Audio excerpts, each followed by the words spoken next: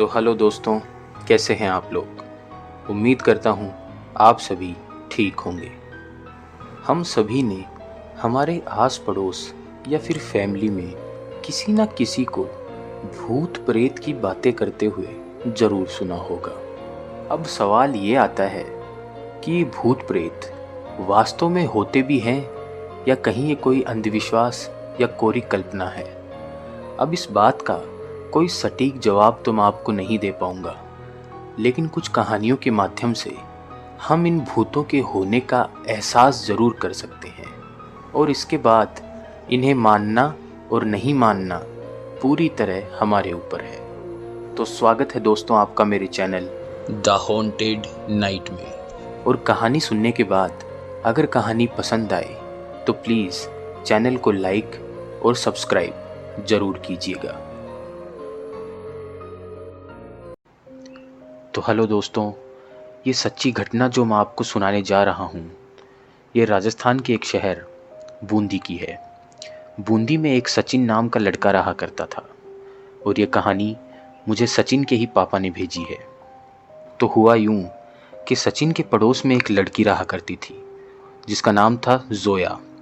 सचिन और जोया बचपन से एक दूसरे को जानते थे, परंतु ये दोस्ती धीरे धीरे कब प्यार में बदल गई दोनों को पता ही नहीं चला। और ये दोस्ती और प्यार इतना आगे बढ़ चुका था कि जोया प्रेग्नेंट हो चुकी थी। अब जोया सचिन पर शादी का दबाव बनाने लगी, पर सचिन जोया से शादी नहीं करना चाहता था। वो सिर्फ मज़े के लिए जोया के साथ में था, पर जोया के बार बार टोकने की वजह से सचिन काफ़ी परेशान हो चुका था और सचिन को ये डर भी था कि कहीं जोया उसके घर वालों को ये बात न बता दे। अब सचिन एक प्लान बनाता है। वो जोया को एक सुनसान जगह पर मिलने के लिए बुलाता है। जब जोया उससे मिलने जाती है तो सचिन पहले से ही तैयार था। उसने एक लोहे का सरिया जोया के पेट में घुसा दिया, जिससे जोया और उसका बच्चा वहीं दम तोड़ देते हैं। अब जोया के घर वाले उसे उनके रीति रिवाज के अनुसार दफना देते हैं। पर कुछ दिनों के बाद सचिन की तबीयत अचानक से बिगड़ने लग जाती है। सचिन का शरीर धीरे धीरे काला पड़ने लग गया था। उसे रोज रात को डरावने सपने आने लगे। उसे हर तरफ जोया ही दिखाई देती थी। उसकी हालत इतनी खराब हो चुकी थी कि उसने घर से बाहर निकलना भी बंद कर दिया। और इसी डर के मारे सचिन ने अपने पिताजी को उसके और जोया के बारे में सारी बातें साफ साफ बता दी। सचिन के पिताजी भूत प्रेतों को मानने वाले इंसान थे। वो समझ चुके थे कि किसी भूत या साये की वजह से ही सचिन के साथ ऐसा हो रहा है। वो एक तांत्रिक को बुलाते हैं। वो तांत्रिक जैसे ही उनके घर पर आता है वो समझ जाता है कि यहाँ कोई बुरी शक्ति का वास है। वो तांत्रिक अपनी विधियाँ पूरी करने के बाद सचिन के पिताजी से बोलता है कि आपके बेटे के पीछे एक लड़की का साया पड़ा हुआ है जो उसे अपने साथ ले जाना चाहता है। सचिन के पिताजी उसे कुछ उपाय बताने को कहते हैं तो वो तांत्रिक सचिन के हाथ पर मंत्रों का जाप करते हुए एक काला धागा बांधता है और कहता है, जब तक ये धागा तुम्हारे हाथ पर रहेगा कोई शक्ति तुम्हारा कुछ नहीं बिगाड़ पाएगी। वो धागा बांधने के बाद सचिन की हालत में सुधार होने लगता है। 1 महीने के अंदर अंदर सचिन पहले की तरह बिल्कुल ठीक हो जाता है। फिर सचिन के घर वाले भी सोचते हैं कि शायद अब कोई बुरा साया सचिन के ऊपर नहीं है। कुछ दिनों बाद सचिन और उसके दोस्त वहीं पास ही में बने एक तालाब पर नहाने के लिए जाते हैं। वो सभी लोग उस तालाब पर खूब मौज मस्ती करते हैं और इसी मौज मस्ती के बीच में वो काला धागा सचिन की कलाई से छूट जाता है। अब थोड़ी ही देर में सचिन उस तालाब में डूबने लगता है और ज़ोर ज़ोर से चिल्लाता है, बचाओ बचाओ। वो बोलता है कि कोई मुझे खींच रहा है, किसी ने मेरा पैर पकड़ा हुआ है। सचिन के दोस्त कुछ कर पाते इससे पहले ही सचिन उस तालाब में गायब हो जाता है। सचिन के दोस्तों के शोर मचाने की वजह से वहाँ आस पड़ोस के लोग भी जमा हो जाते हैं और सभी लोग मिलकर उस छोटे से तालाब में सचिन को ढूंढने में कोई कसर नहीं छोड़ते हैं, पर सचिन का कहीं कोई पता नहीं चलता है। अगले दिन सुबह सचिन के पिताजी को एक फ़ोन आता है। फ़ोन करने वाला कहता है कि आपके बेटे का पता चल चुका है। सचिन के पिताजी दौड़ते हुए वहां पहुंचते हैं और देखते हैं कि सचिन मर चुका है। उसकी हालत बहुत ख़राब है। किसी ने उसका पेट पूरी तरह फाड़ दिया है। सचिन के पिताजी वहीं बैठकर रोने लगते हैं। रोते रोते उनका ध्यान जाता है कि सचिन की लाश जहां पड़ी हुई है वो किसी की कब्र है। वो कब्र के पास जाते हैं और उस पर नाम देखते हैं तो वो नाम जोया का था। हेलो दोस्तों, मेरा नाम है मुकेश और आज की ये डरावनी सच्ची घटना मेरे मामा जी के साथ घटी थी। मेरे मामा जी का नाम रजत है और वो गुजरात के रहने वाले हैं। मामा जी एक मैकेनिक हैं और वो गुजरात में ही एक गाड़ियों के गैराज में काम करते हैं। आज रक्षाबंधन का त्यौहार है और गैराज में काम करने वाले ज़्यादातर मैकेनिक आज छुट्टी पर हैं, पर रजत आज भी काम पर जा रहे हैं। आजकल उनकी आर्थिक स्थिति कुछ ठीक नहीं है। रजत सोच रहे हैं कि छुट्टी के दिन भी अगर गैराज में काम करूँगा तो मुझे थोड़े ज़्यादा पैसे मिल जाएंगे। वो गैराज पहुंच जाते हैं। वो देखते हैं कि 2-3 मैकेनिक और भी ऐसे हैं जिन्होंने आज छुट्टी नहीं ली है। वो भी एक्स्ट्रा पैसे कमाने के लिए आज गैराज में काम पर आए हैं। थोड़ी ही देर में गैराज का मालिक भी वहां पहुंच जाता है। वो आज अपने साथ एक पुरानी सी खटारा गाड़ी लेकर पहुंचा था। उस गाड़ी को देखने पर ऐसा लग रहा था कि जैसे कई सालों से इस गाड़ी को किसी ने छुआ भी नहीं हो। वो रजत से बोलता है कि बाकी गाड़ियों का काम देखने के बाद इस गाड़ी को भी देख लेना। इसमें जो कमियां हैं उन्हें सुधार कर इस गाड़ी को अच्छे से पानी से साफ कर देना। शाम का वक्त हो चुका था और सभी मैकेनिक अपना अपना काम करके अपने घर चले जाते हैं। रजत को भी घर जाना था, पर पैसों की तंगी के कारण रजत सोचते हैं कि क्यों ना आज नाइट शिफ्ट भी कर ली जाए, ताकि कुछ और पैसे मिलेंगे तो घर में काम आएंगे। अब गैराज में काम करते करते रात के 11 बज चुके थे और रजत काफ़ी थक भी जाते हैं। वो पूरे दिन से गैराज में काम किए जा रहे थे। वो सोचते हैं कि मालिक की गाड़ी का काम वो कल करेंगे। ऐसा सोचकर वो अपना खाना पीना खाकर रात को सोने चले जाते हैं। आज काफ़ी गर्मी थी और उनको नींद नहीं आ रही थी, तो वो अपना गद्दा उठाकर गैराज की छत पर सोने चले जाते हैं। तभी अचानक उनकी नज़र सामने एक पुरानी हवेली पर पड़ती है, जिसे लोग भूतिया भी मानते हैं। कुछ 4-5 साल पहले तक उस हवेली में एक बूढ़ी औरत रहा करती थी, पर वो औरत अब मर चुकी है। उसे उस हवेली के ही गेट पर कोई कार वाला कुचल के चला गया था। पर काफ़ी लोग बातें किया करते थे कि उन्होंने उस हवेली में रात को उस बूढ़ी औरत को घूमते हुए देखा है। इसी वजह से उस हवेली को लोग भूतिया बोलते थे। पर रजत एक निडर इंसान थे। वो इस प्रकार के अंधविश्वासों पर जरा भी भरोसा नहीं करते थे। कुछ देर उस हवेली की तरफ घूरने के बाद रजत अपने गद्दे पर सो जाते हैं। रजत की आंख खुलती है। उन्हें कुछ आवाज़ें सुनाई दे रही थी। ये आवाज़ें गैराज में से आ रही थी। रजत उठकर छत पर बनी एक जाली में से नीचे गैराज में देखते हैं।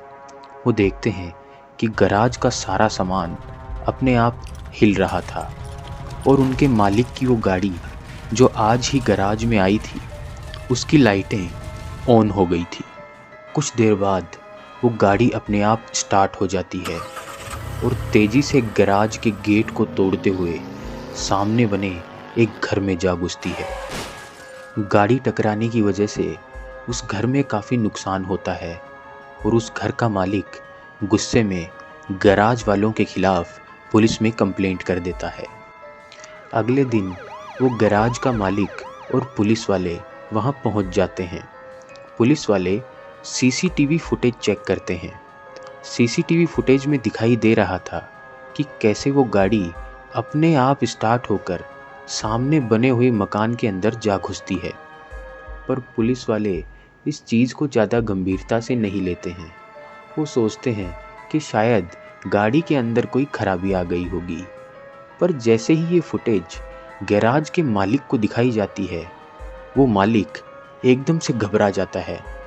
उसके चेहरे पर डर साफ साफ दिखाई दे रहा था। वो पसीने में पूरी तरह भीग जाता है। अब पुलिस वालों को उस पर शक होने लगा था। तभी एक पुलिस ऑफिसर की नज़र उस गाड़ी पर पड़ती है। उस गाड़ी के दोनों तरफ आगे और पीछे लाल रंग के अजीब से धब्बे बने हुए थे। उनको ये चीज़ कुछ अजीब सी लगी, इसलिए पुलिस ने उस गाड़ी को जांच के लिए भेज दिया। 2 दिनों के बाद जांच की रिपोर्ट आ जाती है। उस रिपोर्ट में लिखा हुआ था कि ये लाल रंग के धब्बे कोई साधारण धब्बे नहीं हैं, बल्कि खून के निशान हैं। और ये खून किसी जानवर का नहीं है, बल्कि किसी इंसान का है। रिपोर्ट पढ़ने के बाद पुलिस गैराज के मालिक को गिरफ्तार कर लेती है और सख्ती से पूछताछ करने के बाद थोड़ी देर के बाद ही गैराज मालिक टूट जाता है और वो बताता है कि हाँ, मेरी गाड़ी पर जो निशान बने हुए हैं वो किसी इंसान के खून के ही हैं, जो मेरी ही गाड़ी से एक्सीडेंट होकर मारा गया था। मैंने काफ़ी सालों से इस गाड़ी को मेरे पुराने गोडाउन में छुपाया हुआ था। मैंने सोचा कि उस बात को काफ़ी समय बीत चुका है, अब इस गाड़ी को मुझे वापस ठीक कर लेना चाहिए। पर 2 दिन पहले वो सीसीटीवी फुटेज देखकर मैं समझ गया था कि ये काम कोई भूतिया शक्ति ही कर सकती है। और वो भूतिया शक्ति कोई और नहीं, बल्कि सामने बनी हवेली में रहने वाली वो बूढ़ी औरत ही है, जिसे आज से 5 साल पहले मैंने अपनी गाड़ी के नीचे कुचलकर मार दिया था। हेलो दोस्तों, मेरा नाम विकास है और आज मैं आपको एक ऐसी घटना के बारे में बताने जा रहा हूँ जो मेरे साथ घटी है। ये बात तकरीबन आज से 3 साल पहले की है, जब मैं अपने दोस्त से मिलने उसके गांव गया हुआ था। 2 दिन उसके यहाँ पर रुकने के बाद मैंने अपने घर वापस जाने का फ़ैसला किया। तो मैं अपने दोस्त से विदा लेकर अपनी ही कार में अपने घर वापस आने लगा। ड्राइव करते हुए मेरे एक पुराने दोस्त का फ़ोन आता है और मैं उससे बातें करने में इतना खो जाता हूँ कि मैंने रास्ता देखे बिना ही एक गलत मोड़ ले लिया था, जिससे फ़ोन कटने के बाद मुझे पता चला कि मैं रास्ता भटक गया हूँ। शाम काफ़ी हो चुकी थी और थोड़ी ही देर में रात होने वाली थी। तो मैंने सोचा क्यों ना यहीं कहीं आसपास कोई होटल लेकर आज की रात उसी में बिता लेनी चाहिए और कल सुबह उठकर अपने घर चला जाऊंगा।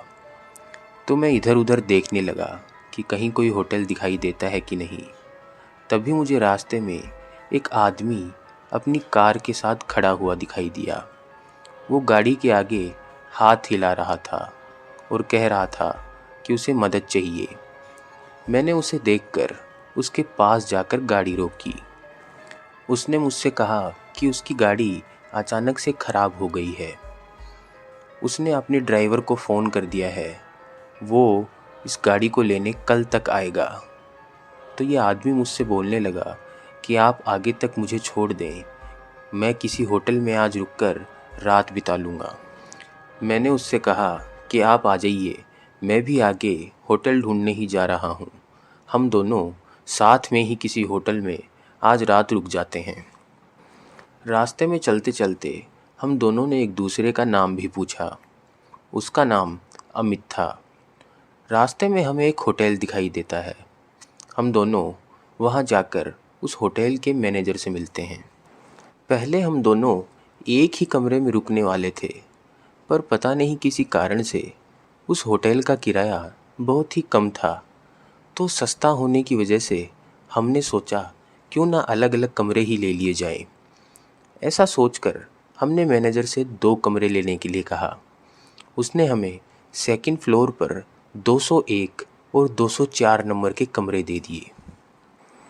मुझे 204 नंबर का कमरा मिला था और अमित को 201 नंबर का कमरा।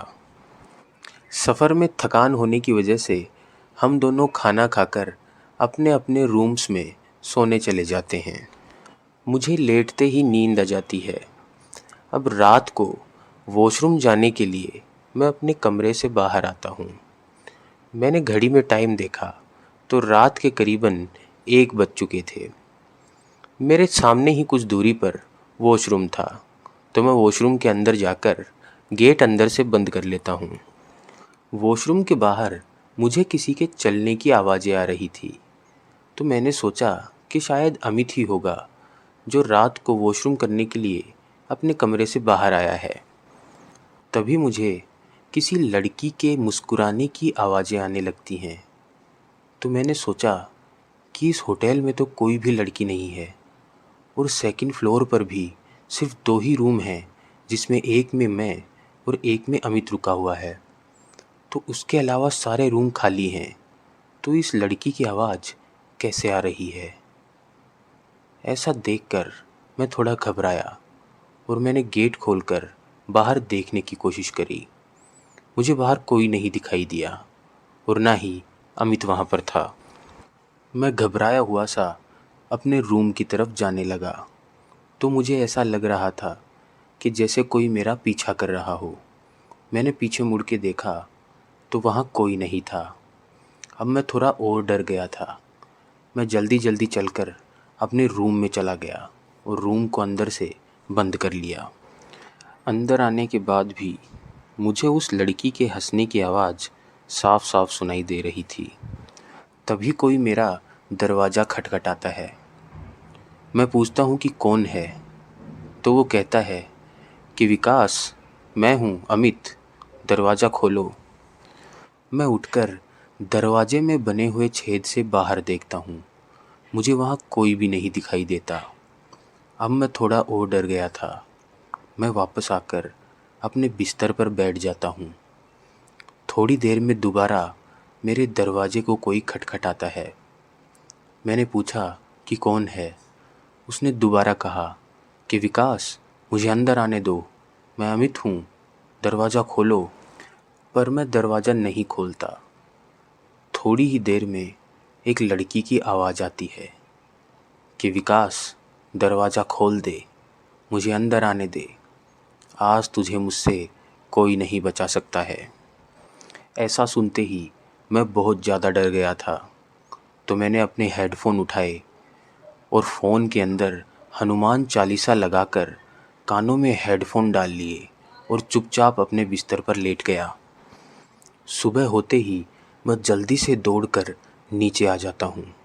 नीचे आने पर मैंने देखा कि होटल का सारा स्टाफ इकट्ठा हो रखा है और आपस में बातें कर रहा है कि रूम नंबर 201 में जो व्यक्ति रुका हुआ था वो कल रात को खिड़की से नीचे गिर गया है। मैंने सोचा कि 201 में तो अमित रुका हुआ था। मैं जल्दी से दौड़कर होटल के पीछे की तरफ पहुंचता हूं, तो मैंने देखा कि वहां अमित नीचे गिरा हुआ है और बिल्कुल बेहोश है। सभी स्टाफ मिलकर अमित को उठाते हैं और उसे नज़दीक के एक अस्पताल में ले जाकर एडमिट करवा देते हैं। अस्पताल में थोड़ी देर बाद अमित को होश आ जाता है। उसे ज़्यादा चोट नहीं आई थी, क्योंकि वो खिड़की से गिरते वक्त जहाँ गिरा था वहीं नीचे होटल के कमरों के पुराने गद्दे रखे हुए थे। अमित उन गद्दों पर ही गिरा था, इस वजह से उसे कोई गंभीर चोट नहीं आई थी। दोपहर तक अमित को अस्पताल से छुट्टी मिल जाती है। अब हम दोनों अस्पताल के पास में ही एक चाय की थड़ी पर चाय पीने के लिए रुकते हैं। तब मैं अमित से पूछता हूँ कि आखिर तुम उस खिड़की से नीचे गिरे कैसे? अमित ने बताया कि कल रात को 3 बजे किसी ने मेरा दरवाज़ा खटखटाया। मैंने पूछा कि कौन है, तब बाहर से आवाज़ आई कि अमित, दरवाज़ा खोलो, मैं हूँ विकास। तो मुझे लगा कि शायद तुम्हें कोई काम होगा, तो मैंने बिना सोचे समझे दरवाज़ा खोल दिया। मुझे पहले तो वहाँ कुछ भी नज़र नहीं आया, लेकिन धीरे धीरे वहाँ 2 परछाइयाँ बनने लग गई और वो परछाइयाँ मेरे रूम के अंदर आने लगी। मैं घबरा गया था, तभी अचानक मुझे एक ज़ोरदार धक्का लगा और उस धक्के के साथ ही मैं कमरे की खिड़की से सीधा नीचे आ गिरा और गिरते ही बेहोश हो गया। ऐसा सुनकर कल रात को जो मेरे साथ हुआ था, मैंने वो बात अमित को बताई। हम दोनों काफ़ी डर गए थे। हम दोनों जब ये बातें कर रहे थे तब वो चाय वाला भी हमारी बातें सुन रहा था। उसने हमसे कहा कि साहब लोग, आप उस गांव के होटल में रुक कर आए हैं क्या? तो हमने कहा हाँ, आपको कैसे पता? तो उसने हमें कहा कि वो कोई ऐसा वैसा होटल नहीं है, वो एक भूतिया होटल है। आज से कुछ साल पहले उस होटल में कमरा नंबर 201 में एक प्रेमी जोड़ा रात बिताने के लिए आया हुआ था। उस दिन उस होटल के कमरे में शॉर्ट सर्किट की वजह से आग लग जाती है और वो प्रेमी जोड़ा वहीं जिंदा जलकर मर जाते हैं। होटल के मालिक इस बात को बाहर ज़्यादा फैलने नहीं देते हैं। वो होटल में लगी हुई आग के सारे निशान मिटाकर वापस से उसे नया जैसा करके दोबारा किराए पर देने लग जाते हैं। पर उन दिनों से ही उस होटल में कुछ ना कुछ अजीब घटता रहता है। वहाँ जो भी उस सेकंड फ्लोर पर रुकता है उसके साथ या तो कोई हादसा होता है या फिर वो रातों रात ही होटल छोड़ के भाग जाता है। आप दोनों की किस्मत अच्छी है कि आपके साथ ज़्यादा कुछ बुरा नहीं हुआ है। मैं तो आपको यही सलाह देता हूँ साहब कि दोबारा इस होटल में कभी मत रुकिएगा। जिनके साथ भी उस होटल में हादसा हुआ है उन सभी ने वहाँ 2 परछाइयाँ देखने की बात कही है, जिसमें से एक परछाई एक औरत की और दूसरी परछाई एक आदमी की बताते हैं। अब अमित का ड्राइवर भी वहाँ आ चुका था और उस चाय वाले की बातें सुनकर हम दोनों ही काफ़ी डर जाते हैं। अमित अपने घर चला जाता है और मैं भी अपनी कार में बैठकर घर की तरफ रवाना हो जाता हूँ। पूरे रास्ते मैं उसी होटल के बारे में सोचता रहता हूँ और मैं सोचता हूँ कि वो हादसा अमित के साथ ही क्यों हुआ, मेरे साथ इतना बुरा कैसे नहीं हुआ। यही सब बातें सोचते सोचते मैं अपने घर पहुँच जाता हूँ। उस दिन मैं पूरे दिन परेशान रहता हूँ। अगले दिन मैं ये बात अपने मम्मी पापा से बताता हूँ। मेरे मम्मी पापा भी ये बात सुनकर काफ़ी परेशान हो जाते हैं। मम्मी पापा और मैं, हम तीनों हमारे गुरुजी से मिलने जाते हैं। हम ये सारी बात गुरुजी को बताते हैं तो गुरुजी कहते हैं, विकास के साथ जो हादसा हुआ है उसमें ये सही सलामत बचकर वापस घर आ सका। इसके पीछे कारण कोई और नहीं बल्कि इसके दादाजी हैं। ऐसा सुनते ही हम तीनों सदमे में आ जाते हैं और मम्मी बोल पड़ती है कि इसके दादाजी तो आज से 4 साल पहले ही चल बसे हैं, तो अगर वो ज़िंदा ही नहीं हैं तो इसके दादाजी इसे कैसे बचा सकते हैं। तब गुरुजी कहते हैं कि इसके दादाजी विकास से बहुत प्यार किया करते थे। वो मरने के बाद भी अच्छे रूप में हमेशा विकास के साथ रहते हैं। जब भी विकास पर कोई मुसीबत आती है इसके दादाजी ढाल बनकर उसके सामने खड़े हो जाते हैं। इसी वजह से उस होटल की वो दोनों आत्माएं विकास के कमरे के अंदर नहीं आ सकी, क्योंकि इसके दादाजी उस वक्त भी वहाँ मौजूद थे। वरना विकास के दोस्त की ही तरह विकास के साथ भी कोई अनहोनी घट सकती थी। उस दिन के बाद से मैंने कई बार अपने दादाजी को देखा। वो बहुत बार मुझे आसपास दिखाई देने लगे थे। मेरे कमरे की खिड़की से एक कब्रिस्तान दिखाई देता है और उस कब्रिस्तान की जो कब्र दिखाई देती है वो कब्र मेरे दादाजी की ही है। ये बात मैंने अपनी बीवी को भी बताई। वो पहले भूतों में विश्वास नहीं किया करती थी, पर एक बार मैंने उसे भी दादाजी दिखाए, तब से वो भी भूतों के अंदर विश्वास करने लगी है। मेरा नाम है उमेश और आज मैं आपको एक ऐसी कहानी से रूबरू करवाने जा रहा हूँ जो मैंने खुद अपने दादाजी से सुनी थी। तो सबसे पहले मैं अपने दादाजी के बारे में आपको बता देता हूँ। मेरे दादाजी एक किसान थे और उनका नाम वेद प्रकाश था। वो दिन भर अपने खेत में मेहनत मजदूरी किया करते थे। लेकिन इनके साथ साथ वो कुछ चीज़ों का शौक भी रखा करते थे। उन्हीं में से एक था नाटक देखना। जब भी हमारे गांव में या गांव के आसपास दूर दराज कहीं भी अगर नाटक होता तो मेरे दादाजी उसे देखने ज़रूर जाते थे।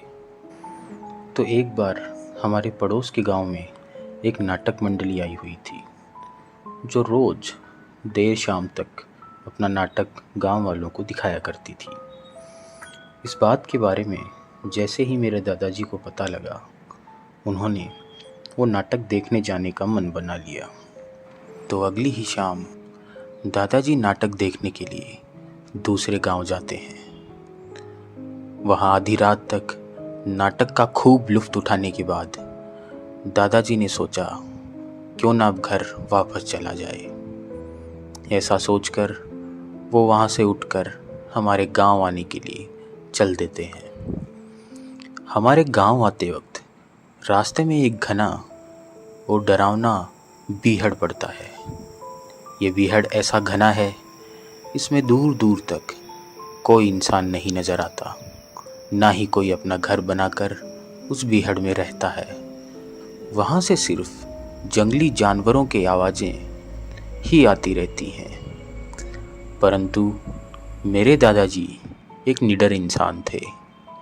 उन्हें इन सब चीज़ों से जरा भी डर नहीं लगता था। वो उसी तरह अपनी ही मनमौज के अंदर उस रास्ते पर चलने लगे। चलते चलते अचानक दादाजी की दृष्टि एक ऐसे दृश्य पर पड़ी जिसे देखते ही दादाजी के पैर वहीं रुक गए। वो सुन्न होकर उस दृश्य को देखने लगे। ऐसा लग रहा था कि मानो उनको कोई सांप सूंघ गया हो। पर कुछ ही देर में दादाजी ने अपने आप को संभाला और एक मोटे तने के पेड़ के पीछे जाकर छुप गए और छुपकर वहाँ से देखने लगे।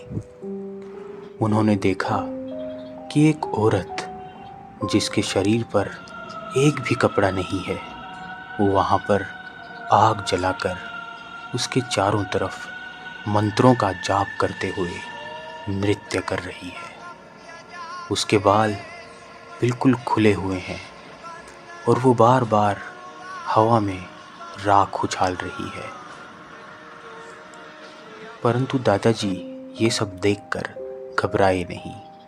उन्होंने सोचा कि इस औरत के पास जाकर देखना चाहिए कि आखिर ये है कौन और ऐसा क्यों कर रही है।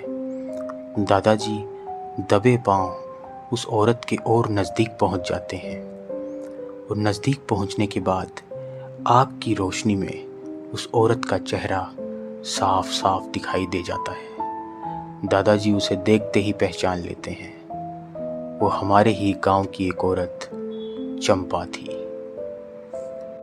दादाजी कुछ करते उससे पहले ही उनकी नज़र चंपा के पैरों में रखी एक आटे की गुड़िया पर पड़ती है। चंपा उस गुड़िया पर बार बार नाचते हुए और मंत्र पढ़ते हुए कीलें चुभो रही थी और जैसे ही वो कील उस गुड़िया के अंदर जाती, वहाँ से एक लाल रंग का तरल निकलता, जैसे मानो कि खून निकल रहा हो। दादाजी ये सब देखकर समझ चुके थे कि ये औरत कुछ और नहीं बल्कि काला जादू कर रही है। कुछ देर ऐसा करने के बाद वो औरत वहाँ रखे हुए अपने कपड़े पहन लेती है और उस जलती हुई आग पर वहीं की मिट्टी डालकर उसे बुझा देती है। ऐसा करने के बाद वो गांव की तरफ लौट जाती है। उसके कुछ देर बाद दादाजी भी वहाँ से निकलकर गांव आ जाते हैं। घर पहुँचते ही दादाजी सीधा सोने चले जाते हैं। पर आज दादाजी को नींद नहीं आ रही थी। वो बार बार करवटें बदल रहे थे। वो बार बार यही सोच रहे थे कि आखिर आज जो मैंने उस बीहड़ में देखा वो वास्तविक था या काल्पनिक। कहीं ये सब मेरी आंखों का कोई वहम तो नहीं था? कहीं मुझे धोखा तो नहीं हुआ? क्या सच में वो औरत ऐसा ही कर रही थी? ये सोचते सोचते दादाजी की कब आंख लग गई, उन्हें पता ही नहीं चला।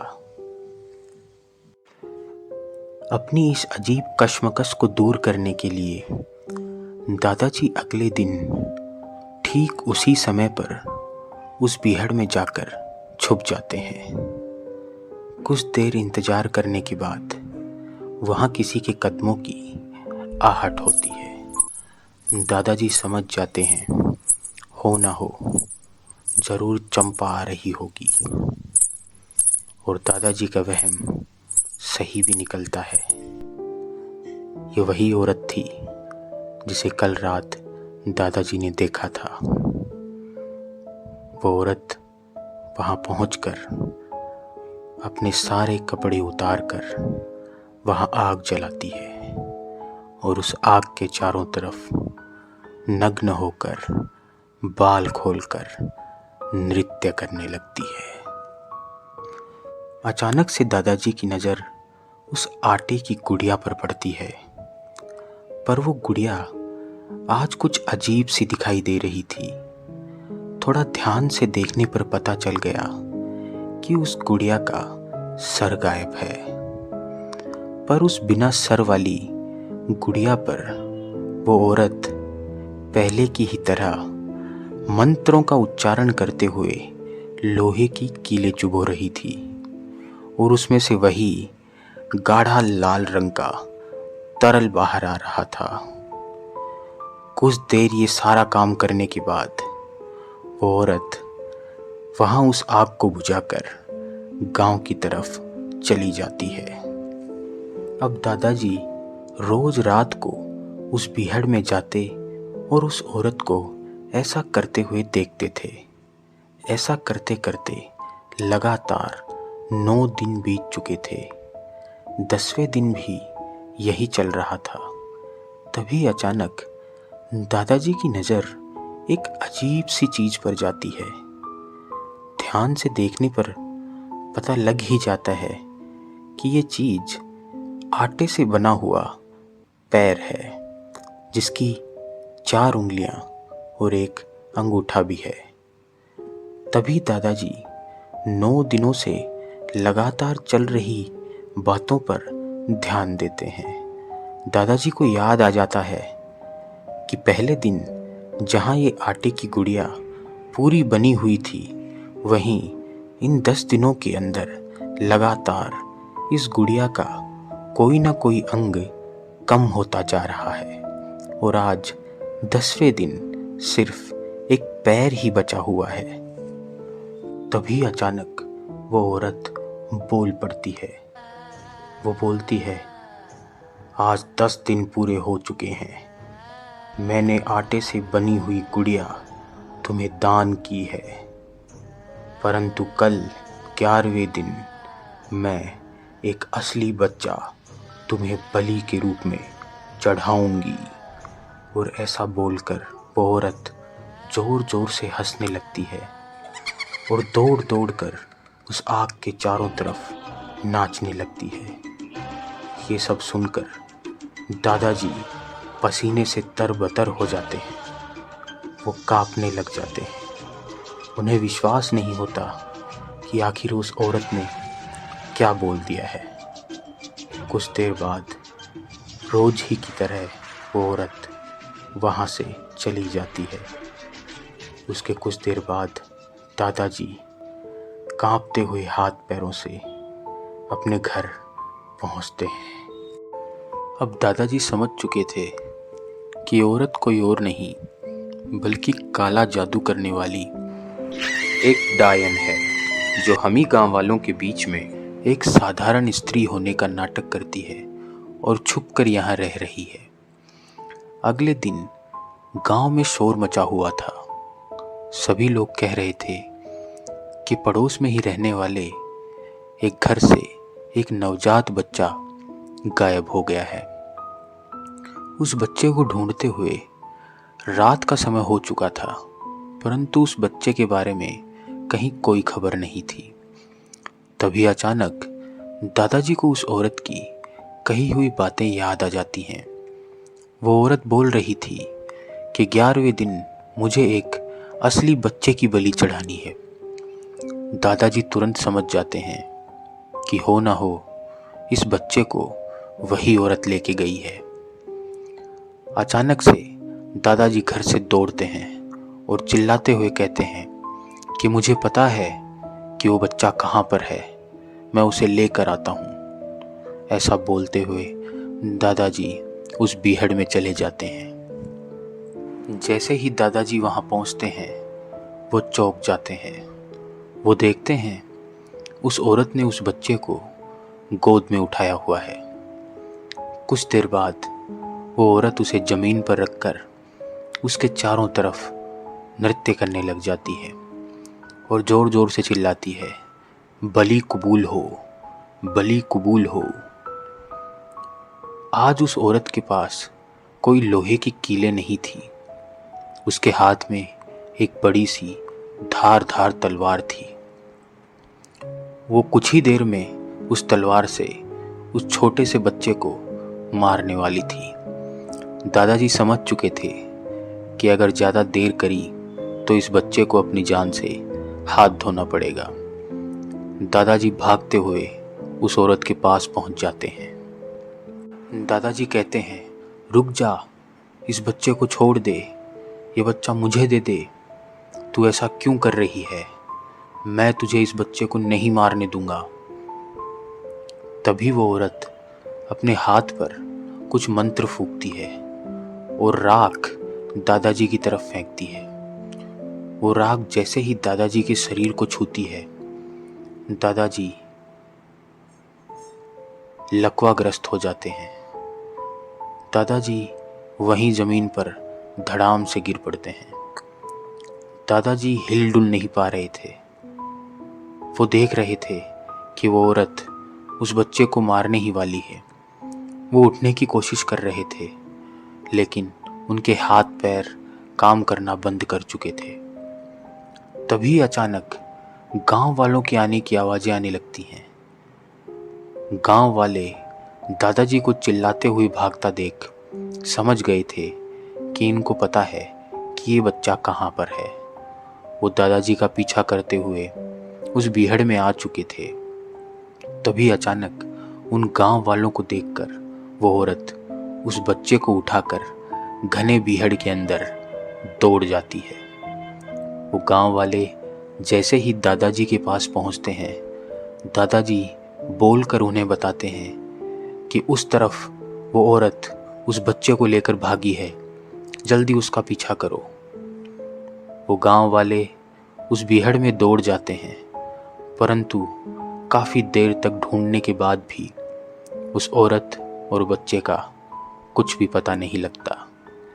गांव वाले वापस आकर दादाजी को उसी हालत में उठाकर घर ले आते हैं। घर आने के बाद दादाजी का पूरा शरीर आग की तरह तप रहा था। दादाजी हिलडुल भी नहीं पा रहे थे।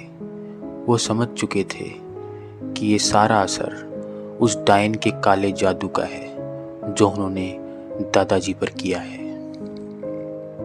अब इस घटना को 6 महीने बीत चुके थे, पर अभी भी दादाजी पूरी तरह ठीक नहीं हो पाए थे। उनका आधा शरीर अभी भी लकवे से ग्रस्त था।